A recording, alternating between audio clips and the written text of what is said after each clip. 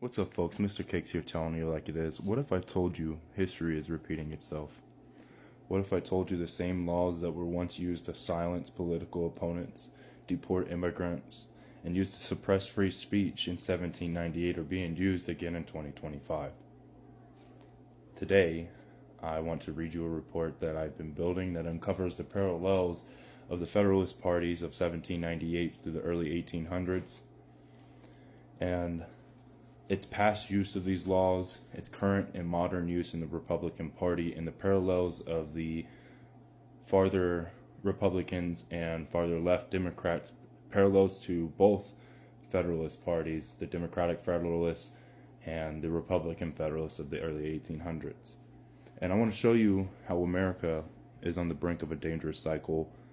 And so stay with me here as I start reading this. I'm calling this 1798 redo, the path to a civil war.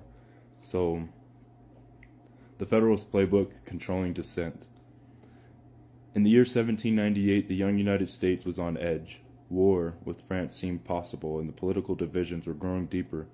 The Federalist Party, led by President John Adams, saw an opportunity not just to strengthen national security, but to eliminate their political rivals, the Democratic Republicans. They passed the Aliens and Seditions Act, laws that would reshape American democracy for the worse. Under these laws, immigrants, many of whom supported the Democratic Republicans, could be detained and deported at the president's discretion. Even worse, speaking out against the government became a crime. Newspapers were shut down, political opponents were jailed, and free speech was suffocated. This was not about security, it was always about power. And then the people began to fight back. But when the people didn't stay silent, the Democratic Republicans, led by Thomas Jefferson and James Adams, fought back with Kentucky and Virginia resolutions declaring these laws unconstitutional. The public turned against the Federalists, and in 1800, John Adams lost his re-election bid to Jefferson. The Sedition Act expired, and those imprisoned for speaking out were released. Americans had learned its lessons, or I guess it seemed. And now, the spirit of the Federalists never died. Though the Federalist Party faded away in history, its tactics were never dispersed. In 1860, during the Civil War, President Abraham Lincoln suspended the habeas corpus, allowing the government to arrest dissenters without trial, an echo of the Seditions Act.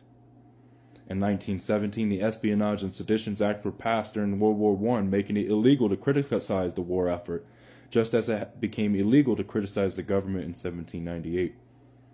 In 1942, during World War II, President Franklin D. Roosevelt used the Alien Enemies Act, a law from the 1798 playbook, to justify the internment camp of American Japanese people. With that, in 1942, President Franklin D. Roosevelt was declared as the first Federalist Democratic president and parallel to the first Republican president, John Adams. Or first Republican Federalist president, John Adams. Every time America faced a crisis, the government reached back to the same oppressional tactics, using fear to justify stripping away rights. The modern revival from 9/11 to Trump, fast-forwarding to 2001, after the 9/11 attacks, the government once again expanded its power under the Patriots Act. This law increased government surveillance, allowing indefinite detention without trial and disproportionately targeting Muslim immigrants, echoing the Aliens Act of 1798. Then fast forward even further came Donald Trump. His administration policies mirrored the Federalists. In 2017, the Muslim ban restricted travel for Muslim-majority countries, which made, much like the Aliens Act, targeted immigrants of over 200 years earlier in similar countries. In 2020, protests against police brutality were met with federal crackdowns and mass arrests, just as the Sedition Act silenced opposition in 1798. Now in 2025, Donald Trump has invoked the Aliens Act of 1798 on March 15th of 2025 to justify mass deportation, bringing back one of the darkest tools from the Federalist era. On this same day, an Obama-era federal judge blocked the invoking of the Aliens Act on a 14-day resolution. Are we on a brink? Is my question. History tells us what happens next, and when a government suppresses free speech, targets immigrants, and silences opposition, people resist. And in 1798, the resistance came through elections, and in the 1860s, it led to a civil war. If the pattern of the past holds true, what happens to modern government if they refuse to relinquish this power in 3 years? Could we be standing on the edge of a national crisis, one that history has warned us about for over 200 years? If the Republican Party refuses to lay down its power, what are we to do, the people? Conclusion to this: what have we learned from 1798 and its parallels to 2025? If the Federalists can be defeated, so can those who try to revive their opposition tactics. The lesson of 1798 is very clear to me, guys. It's clear to me in these 3 ways. Free speech must be defended. Government overreach must be challenged. And history must not be ignored. Because if we do not fight back now, America, we may not get another chance. And mind you, the Federalist Party, though they could control America forever, the people proved that wrong. And in 1803, Republicans and Democrats alike stood together against the Republican Federalists at that time. But now, the question is, will we do the same in 2025? Do me a favor and just let me know your thoughts. I'm a former Republican. I was raised Republican. I was raised conservative, and these are not conservative values. These are not conservative and Republican thoughts. These are Federalist values. These are Federalist thoughts. And if we do not check this power in 2025, I genuinely believe as an American, a German American, we will not get another chance. This party has showed no signs of providing a new presidential candidate. This party has showed no signs of turning away its power in 3 years. This party has shown no signs of respecting our Constitution, respecting the right of free press, respecting the right of presentation for protest, respecting on hearing us in town halls for our free speech. They're actively targeting journalists. They're actively targeting opposition leaders. They're actively jailing activists. And they're pushing for police immunity. They're pushing to invoke the Aliens Act of 1798 in my home.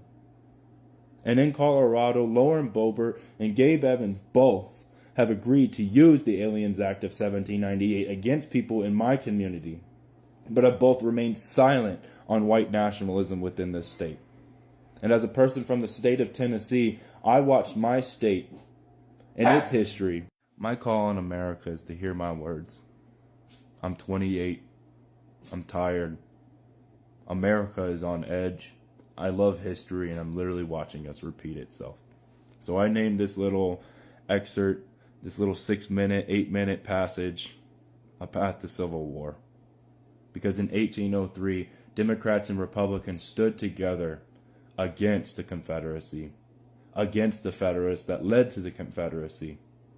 We stood boldly, and we fought a war in the 1860s.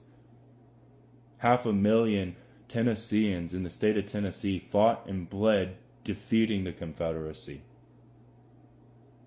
How can we sit here and just glorify making America great when we are literally outlining the worst parts of American history? And so if anyone hears my poetic vibe, it's just please. We must stand together, because our freedom of speech, our freedom of press, our freedom of due process, our Constitution is so important. More important than any of us, the most important document in that our entire land, next to the Bill of Rights and the Emancipation Proclamation. We cannot sit here and allow, if you're a Republican, you cannot sit here and allow, you cannot sit idle and think it's nothing. And my call to my fellow Americans is this. My name is Robert, and I want to be a true politician in this land, and I'm calling on both parties to stand with me. I'm calling on the independents to stand with me. I'm calling on Republicans alike that do not agree with where this is. I don't care if you voted for the man. I care that you care about our land, about our Constitution, about our country. And if you truly want to make this country great, we have to strike this in its core right now together. Because if we can't do this together, we have already lost. MrCakes, peace.